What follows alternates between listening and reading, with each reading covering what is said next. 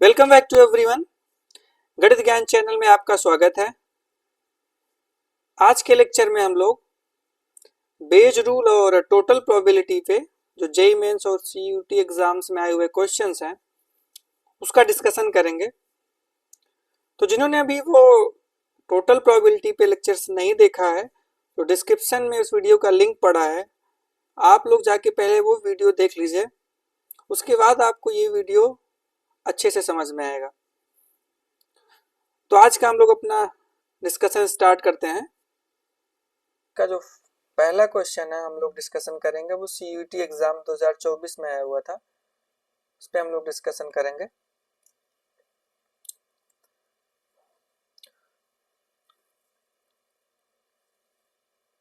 तो ये क्वेश्चन बोल रहा है कि देयर आर टू बैग्स, दो बैग हैं, एक है बैग 1, सेकंड है bag 2। Okay, bag 1 contains 4 white and 6 black balls. तो इसमें 6 ब्लैक हैं और 4 वाइट बॉल्स हैं। सिमिलरली बैग 2 कंटेन्स 5 वाइट, इसमें 5 वाइट एंड 5 ब्लैक बॉल्स। तो दोनों में इक्वल नंबर ऑफ बॉल्स हैं, उसमें बैग 1 में भी 10 बॉल्स हैं, बैग 2 में भी 10 बॉल्स हैं। तो बोल रहा है a die is rolled if it shows a number divisible by 3। Divisible by 3 का मतलब अगर पासे पर 3 या 6 आता है तो a ball is drawn from bag 1। तो जो बैग 1 है उसमें से एक बॉल निकाला जाता है,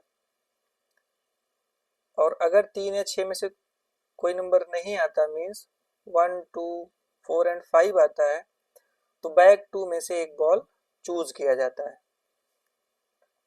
राइट, ओके। तो ये प्रोसेस किया जाता है। फाइनली एक स्टेप ऐसा होता है कि एक बॉल निकाला जाए तो जो ब्लैक नहीं है, मीन्स ड्रॉन, चुना हुआ जो बॉल है वो क्या है, ब्लैक नहीं है तो वाइट ही है, क्योंकि दो ही कलर के बॉल हैं, एक है ब्लैक दूसरा है वाइट। ओके, ठीक है। तो पूछ रहा है कि find the probability that is was not drawn from bag 2। अगर बैग 2 से नहीं खींचेगा इसका मतलब किस बैग से निकाला गया, बैग 1 से। तो प्रोबेबिलिटी मुझसे पूछ क्या रहा है, लेट्स से हम पहले इवेंट्स बनाते हैं। ये इवेंट क्या दिया है, ड्रॉन बॉल इज वाइट, मतलब जो बॉल निकाला गया वो कैसा है, वाइट। और दो इवेंट्स क्या हो सकते हैं कि पहला इवेंट क्या है कि बैग 1 चूज किया गया है,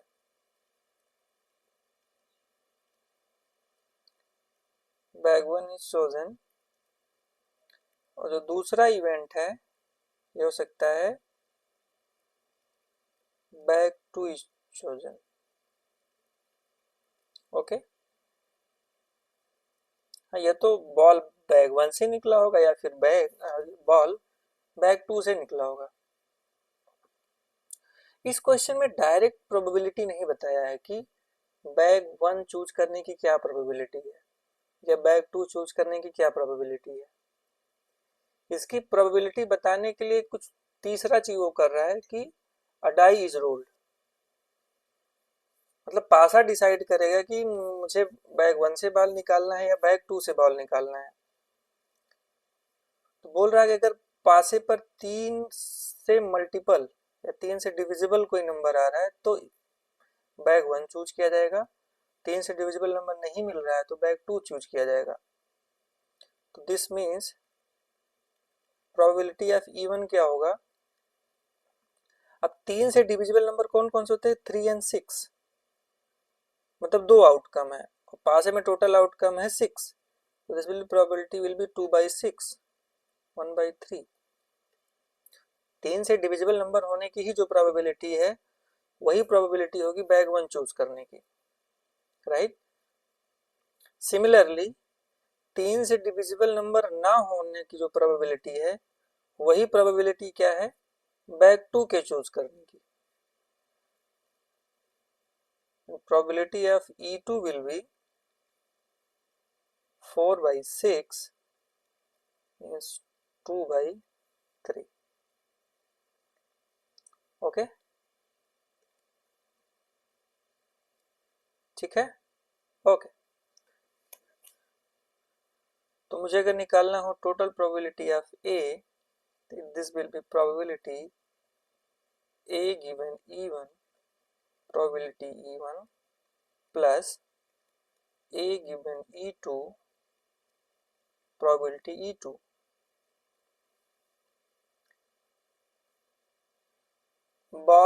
बॉल निकाला गया पहले बैग से और निकला क्या है व्हाइट बॉल, और पहले बैग में कितने व्हाइट बॉल हैं 4, तो this probability will be 4/10 into 1/3 plus second में कितने व्हाइट बॉल हैं 5, 5/10 into 1/3। इसको अगर हम लोग कैलकुलेट करें, this will be 1/3 is outside and this is 9/10 and this will be 3/10। The total probability of A means chosen ball is white is 3/10। अब question में पूछ क्या रहा है कि इसकी प्रोबेबिलिटी बताओ कि it was not drawn from bag 2 means it was drawn from bag 1। तो हम लोग कौन सा रूल लगाएंगे वेज रूल लगाएंगे और ये आंसर आ जाएगा, ठीक।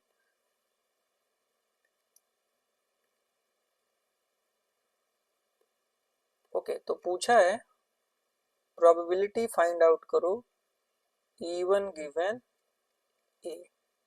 तो बेस रूल से this will be probability A given E1 probability E1 divided by total probability of A। अब A गिवन E1 ये तो मालूम ही है, तो हो जाएगा 4/10 into 1/3 डिवाइडेड बाई 3/10। ये हो जाएगा 4/30 इंटू 10/3। तो इसका मतलब ये आ गया 2/9। एक बार कैलकुलेशन देख लेंगे, अगर करेक्ट होगा कैलकुलेशन तो ब्लैक बॉल निकलना कि वो बैग 1 से है, तो इसकी प्रोबेबिलिटी क्या है 2/9। तो 2/9 तो किसी ऑप्शन में है नहीं, तो एक बार चेक कर लेते हैं अपना calculation. Okay, sorry, so this probability is your 2/3। let me correct this, so this will be your 2/3, then this will be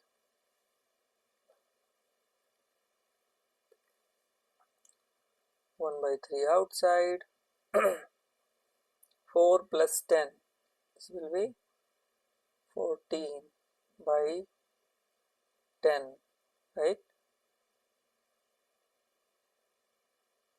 So this will be I think 7/15, yes, correct. So we will put here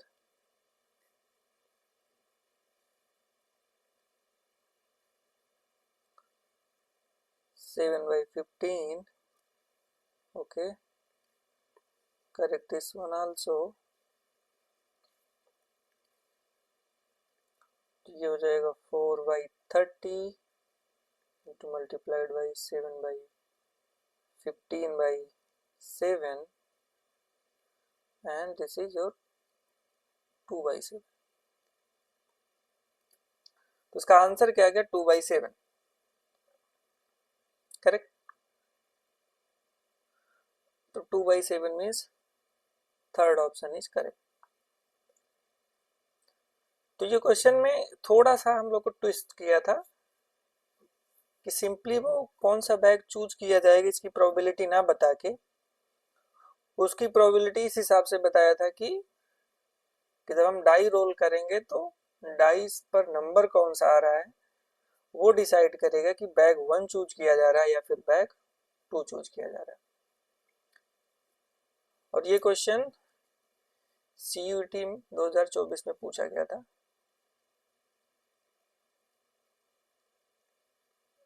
question was simple but थोड़ा सा twist था।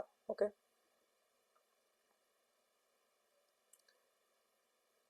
अब हम लोग next question देखते हैं।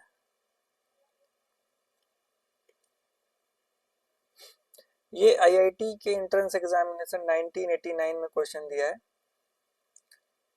Simple question है, बोल रहा है if E and F R independent events, मतलब दो घटनाएं ई और एफ हैं जो स्वतंत्र हैं। स्वतंत्र घटना का मतलब कि ई के होने या ना होने से एफ की प्रोबेबिलिटी पर कोई इफेक्ट नहीं पड़ रहा है, या उल्टा एफ के होने या ना होने से ई की प्रोबेबिलिटी पर कुछ इफेक्ट नहीं पड़ रहा है। तो इन टाइप के इवेंट्स को हम लोग बोलते हैं इंडिपेंडेंट इवेंट्स। तो इसका मतलब ये ऑप्शन इज आल्सो करेक्ट। तो ई और एफ कॉम्प्लीमेंट भी का होगा इंडिपेंडेंट इवेंट। सिमिलरली ई का ना होना एफ का ना होना भी आपस में क्या होंगे? Independent event. ठीक है। और अगर दो इवेंट इंडिपेंडेंट होते हैं तो हम लोग जानते हैं probability of E intersection F is probability E multiplied by probability F.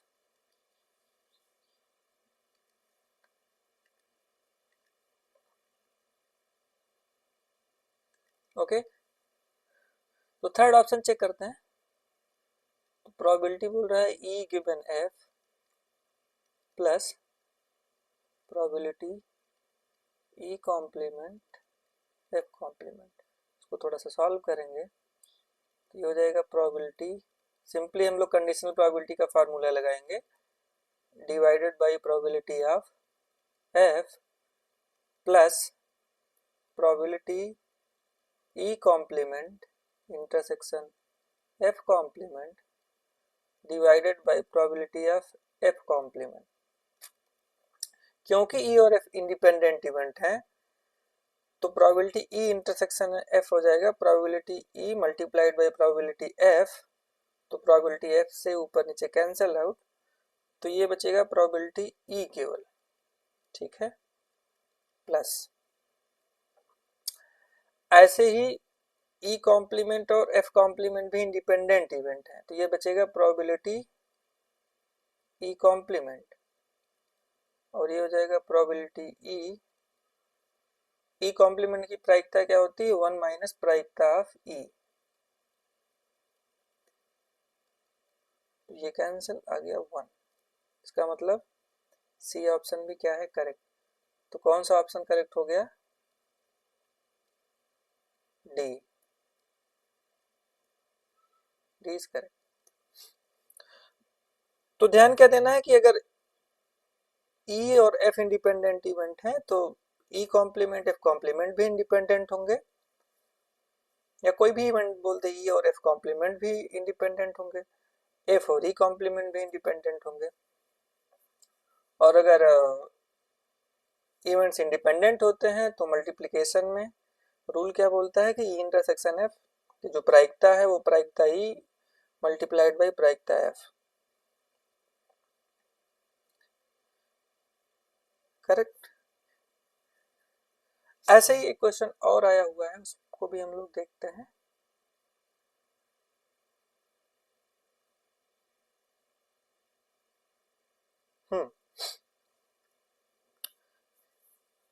ये भी IIT के एंट्रेंस एग्जामिनेशन में पूछा गया क्वेश्चन है कि for two events A and B, दो घटनाएं दी गई हैं ए और बी, और बोल क्या रहा है कि जो प्रोबेबिलिटी ऑफ ए है वही है probability of A given B, this is equal to 1/4। इसका मतलब क्या हुआ कि ए गिवन बी की प्रायिकता ए की प्रायिकता के ही बराबर है, means A and B are independent. Independent की एक ये भी डेफिनेशन जाती है। इसमें क्या पहले बी हो रहा है ना, बी के होने के बाद ए की प्रायिकता वही थी जो प्रायिकता ए की थी। इसका मतलब ए और बी कैसे इवेंट्स हैं, इंडिपेंडेंट। इसका मतलब ऑप्शन इज करेक्ट।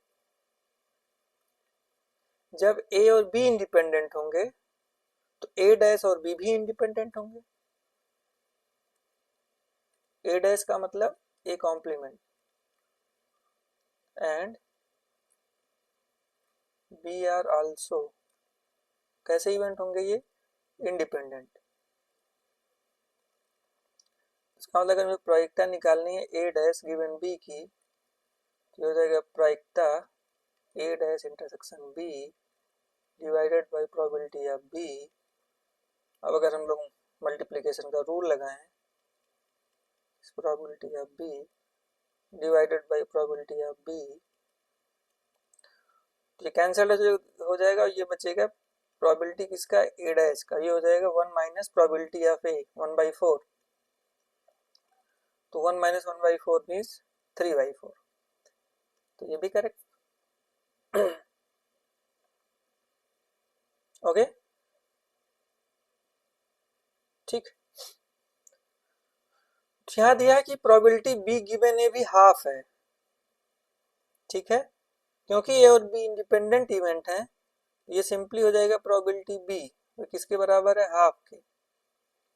अगर मैं तीसरा ऑप्शन देखूं तो प्रोबेबिलिटी अगर मुझे निकालना है बी डैश गिवन ए डैश का, ये भी हो जाएगा प्रोबेबिलिटी बी डैश, क्योंकि अगर ए भी इंडिपेंडेंट है तो बी डैश ए डैश भी इंडिपेंडेंट होंगे। इसका मतलब इसका आंसर हो जाएगा 1 minus 1/2, this is half, means C is also correct. इसका मतलब इस क्वेश्चन का भी आंसर क्या आ गया, डी। ओके ठीक है। ओके इसी पे और भी हम लोग क्वेश्चंस देखेंगे। देखते हैं नेक्स्ट क्वेश्चन कौन सा है।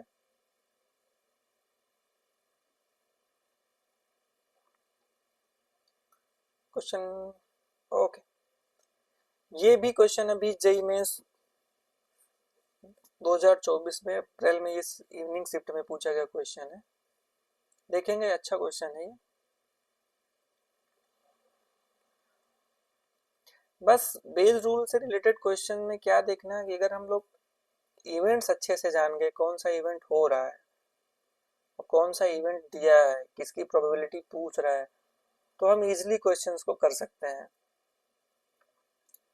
जैसे इस क्वेश्चन में कह रहा है कि there are 3 bags x y and z, bag x contains 5 1 rupee coins and 4 5 rupee coins। तो एक बैग x है, इसमें क्या है, दो चीजें, 5 है 1 rupee coin and 4 5 rupee coin, ठीक है।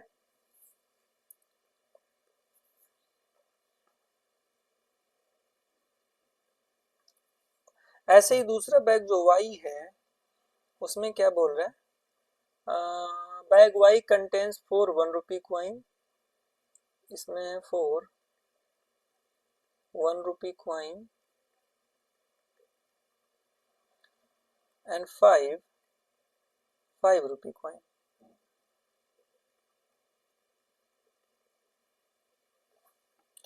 और बैग एक तीसरा है जिसका नाम z है, उसमें क्या है, 3 1 rupee coin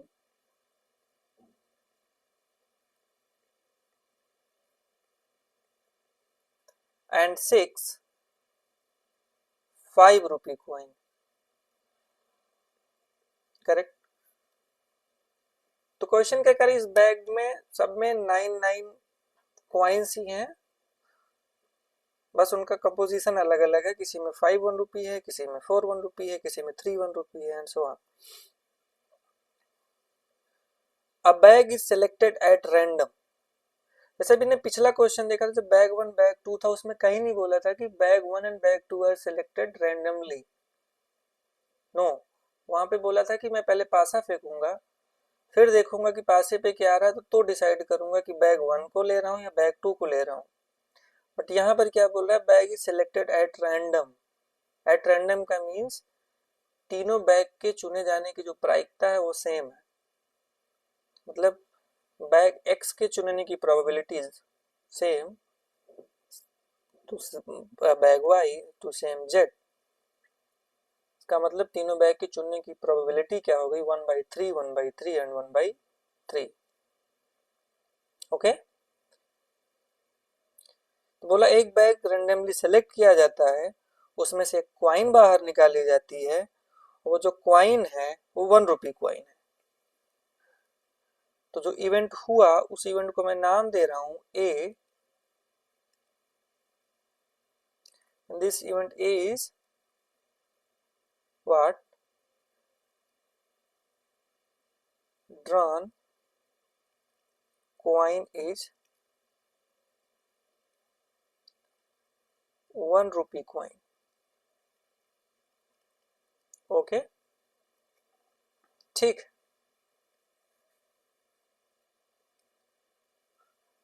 तो उससे पहले 3 इवेंट्स हम लोग क्या बना सकते हैं, to choose bag x,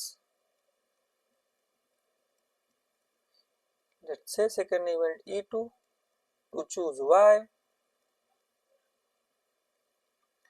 and third event हम लोग क्या बना सकते हैं, to choose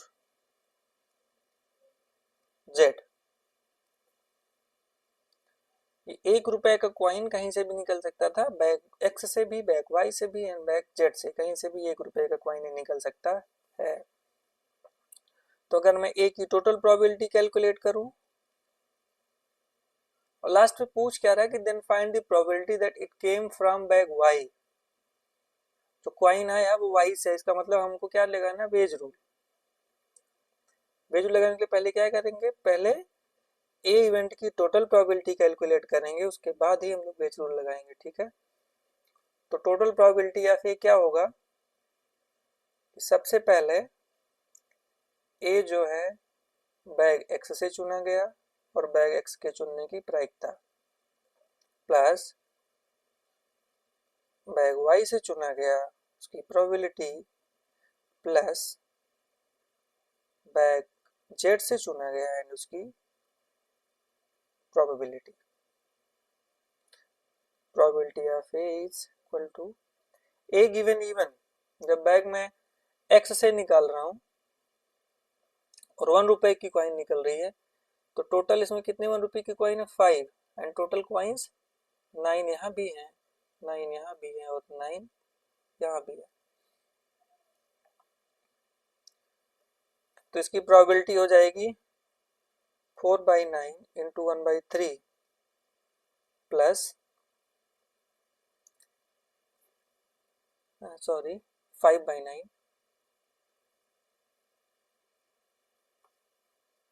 so this is your 5/9, यहाँ जाएगा 4/9 इंटू 1/3, यहाँ पर 1 रुपए के 3 सिक्के हैं, 3/9 इंटू 1/3। तो इसको हम लोग अगर सॉल्व करें तो हो जाएगा probability of A equal to 1/3 5/9 plus 4/9 plus 3/9।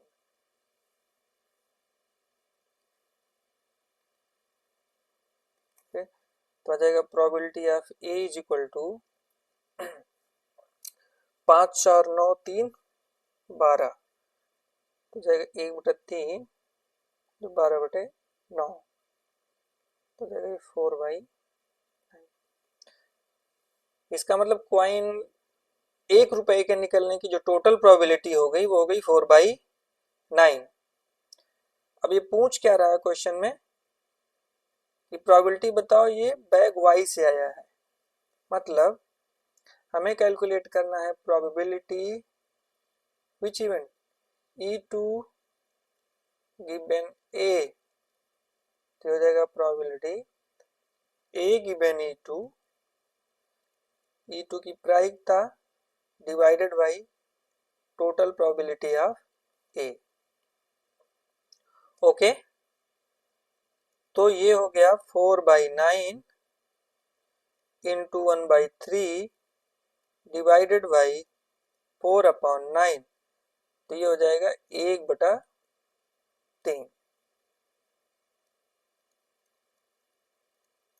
इसका मतलब है अगर ड्रॉन कॉइन 1 रुपए का है या 1 रुपए का सिक्का बाहर निकला है, तो इसके बैग वाई से होने की जो प्रोबेबिलिटी है वो है 1/3।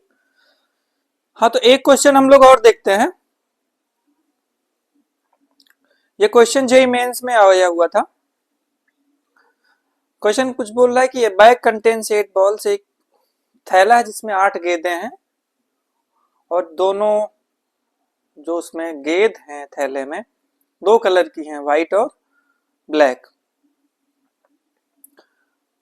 4 balls are drawn at random, उसमें से 4 गेंदें निकाली जाती हैं, तो ये पता चलता है कि इसमें से 2 गेंदें काली हैं और 2 गेंदें सफेद हैं। तो बोल रहा है इसकी प्रोबेबिलिटी बताइए कि स्टार्टिंग में ही इस बैग में कितने बॉल्स थे, कितने व्हाइट बॉल्स थे और कितने ब्लैक थे। बोल रहा है कि फाइंड आउट करना कि equal number of white and black balls थे, मतलब 4 सफेद थी और 4 काली गेंदें थी। तो जैसे इस क्वेश्चन में हम लोग बेस रूल लगाते थे या टोटल प्रोबेबिलिटी के क्वेश्चन लगाते थे, तो आज तक जब तक हमने जो क्वेश्चन ट्राई किया अभी तक लेक्चर्स में, वो ये था कि हर क्वेश्चन में किसी में 2 बैग दिया है, किसी में 3 बैग दिया है, फिर उसमें से बॉल निकाली जाती थी, रैंडमली बैग चुना जाता था। बट इस क्वेश्चन में एक ही बैग दिया है और बोला उसी बैग में फाइंड आउट करना इसकी प्रोबेबिलिटी की equal number of white and black balls हैं। तो हम लोग कुछ इसी क्वेश्चन को ट्रांसफॉर्म करेंगे अपने मल्टीपल बैग वाले क्वेश्चंस की तरफ। जैसे इसको मैं मान के चलता हूँ, कुछ क्वेश्चन को ऐसे बनाते हैं। मान लेते हैं हमारे पास 5 बैग हैं। कितने बैग हैं? 5 बैग्स। क्यों 5 बैग्स अभी बताते हैं। बैग्स 5 ही क्यों बन रहे हैं? क्योंकि एक स्टेप पे, क्योंकि इवेंट रैंडम भी है, हमको 2-2 बॉल दोनों कलर के मिल चुके हैं, तो मैं कुछ इस टाइप से बैग बना रहा हूँ। ठीक है, 5 बैग मैं बना रहा हूँ क्योंकि 2 से कम कोई बॉल हो नहीं सकती, ना तो व्हाइट ना ही ब्लैक। मैं मान के चलता हूँ पहला बैग है, उसमें 2 व्हाइट हैं, 6 ब्लैक, क्योंकि टोटल बॉल्स कितने हैं? 8। दूसरा बैग बना लेता हूँ, इसमें 3 व्हाइट 5 ब्लैक। एक तीसरा बैग बना लेता हूँ, 4 व्हाइट 4 ब्लैक। एक चौथा बना लेता हूँ, 5 व्हाइट 3 ब्लैक्स। एक पांचवा बना लेता हूँ, 6 व्हाइट 2 ब्लैक। तो मैंने एक बैग के प्रॉब्लम को ट्रांसफर मैं किस पे कर रहा हूँ कि हमारे पास 5 बैग्स हैं। पहले बैग में 2 व्हाइट 6 ब्लैक बॉल्स, दूसरे बैग में 3 सफ़ेद 5 काली गेंदें, तीसरे बैग में 6 सफ़ेद 2 काली गेंदें, चौथे बैग में 5 सफ़ेद 3 काली गेंदें। ऐसे ही पांचवें बैग में 4 सफ़ेद हैं और 4 ही ब्लैक हैं। सॉरी, ये डब्लू नहीं है, ये ब्लैक बॉल्स। तो अब मैं क्या बोल रहा हूँ, इन्हीं पांचों बैग में से कोई एक बैग रैंडमली उठाया गया है। सेम प्रॉब्लम है। और क्या मिला? 2 व्हाइट मिले 2 ब्लैक मिले। तो अगर मैं इसको बोल दूं दिस इज बैग 1, ये है बैग 2, इसको मैं बोल देता हूँ बैग 3, ये मेरा है बैग 4 और ये लास्ट वाला है बैग 5। ओके, तो बोल रहा है कि दो सफेद दो काली गेंदें मिली हैं, तो उसके बैग 5 से होने की प्रोबेबिलिटी बताओ। ठीक है, तो मैं इवेंट्स बना रहा हूं। इवेंट क्या है, E1 वाला क्या है, बैग 1 चोजन। E2 क्या है, बैग 2 चोजन। E3 क्या है, bag 3 chosen. This is bag 4 and E5 is bag 5.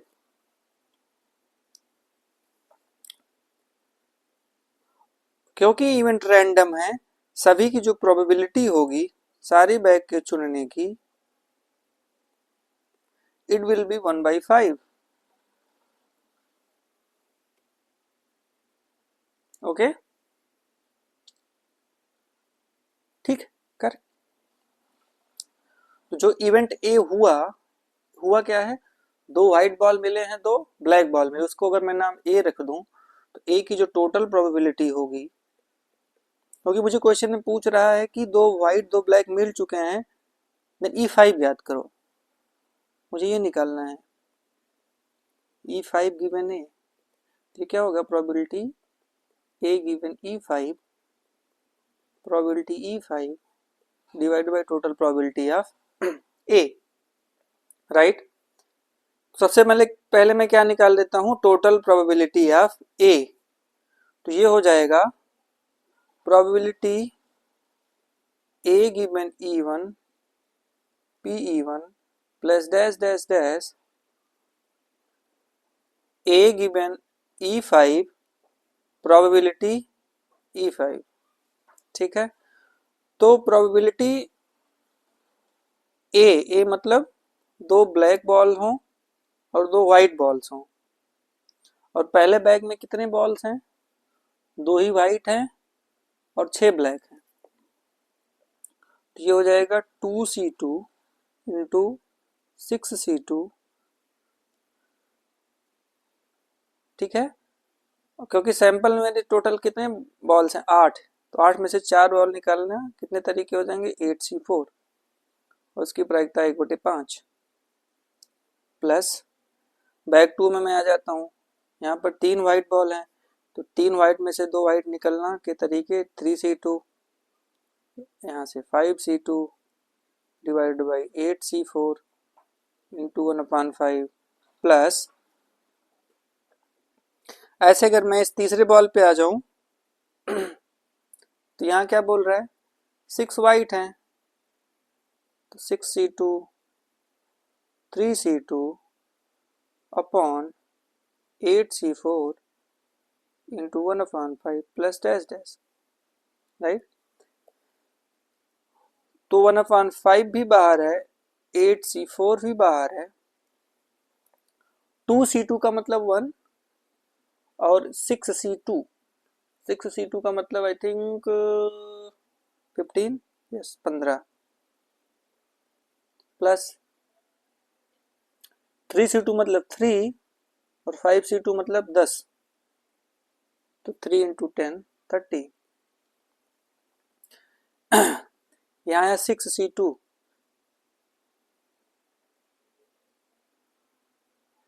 This will be not 3C2, जब 6 बॉल होगा तो ये भी क्या होगा 2C2। ठीक है, 6C2 मतलब फिर 15।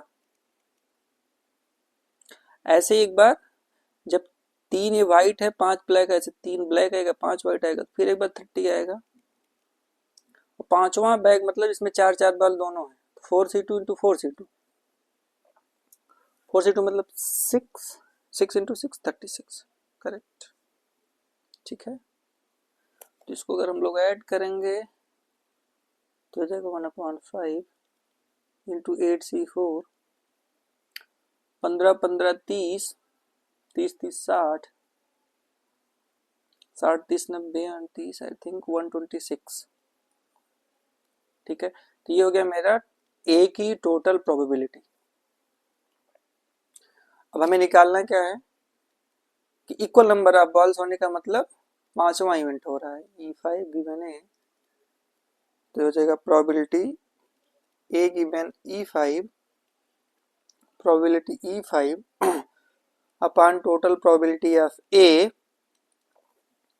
तो ए गिवन E5 का मतलब दोनों में इक्वल नंबर ऑफ बॉल्स हैं। 4c2 into 4c2 upon 8c4 into 1/5, और टोटल प्रोबेबिलिटी कितनी थी 126 अपॉन 5 इंटू 8c4। तो 8c4 यहाँ पर है डिनोमिनेटर में, यहाँ पे भी है कैंसिल, 5 यहाँ भी डिनोमिनेटर, यहाँ भी कैंसिल, 4c2 4c मतलब 36, 36/126। तो आई थिंक ये 18 से डिविजिबल हो जाएगा, यस। तो ये हो गया 2/7 आंसर। ठीक है, तो इस क्वेश्चन का आंसर क्या हुआ मेरा 2/7। ओके, तो हमने इसको 1 बाय के प्रॉब्लम को 5 बाय के प्रॉब्लम मैंने ट्रांसफॉर्म किया, क्योंकि रैंडम एक्सपेरिमेंट इवेंट हो रहा है या रैंडमली बैग कुछ में से बॉल निकाला जा रहा है, और दोनों कलर के दो बॉल मिल चुके हैं। तो मैंने जो भी बैग्स बनाए हैं अपने पांचों, उसमें एटलीस्ट 2 बॉल ईच कलर का मैंने रखा है। ठीक है, यही क्वेश्चन सेम कन्वर्ट हो गया मेरे 5 बैग्स के प्रॉब्लम पे, और उसके बाद मैंने टोटल प्रोबेबिलिटी और वेज रूल लगा के अपने क्वेश्चन को सॉल्व कर लिया है।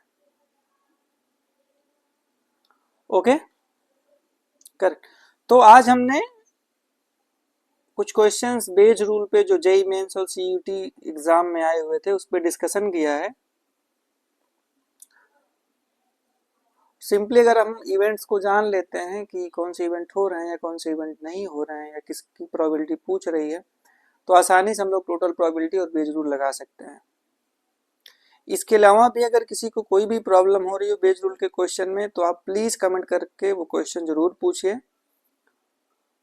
हम लोग फ्यूचर में इस पे एक और वीडियो बना के, जो भी किसी की क्वेरी है थियरी समझने में, तो आप डिस्कशन कर सकते हैं।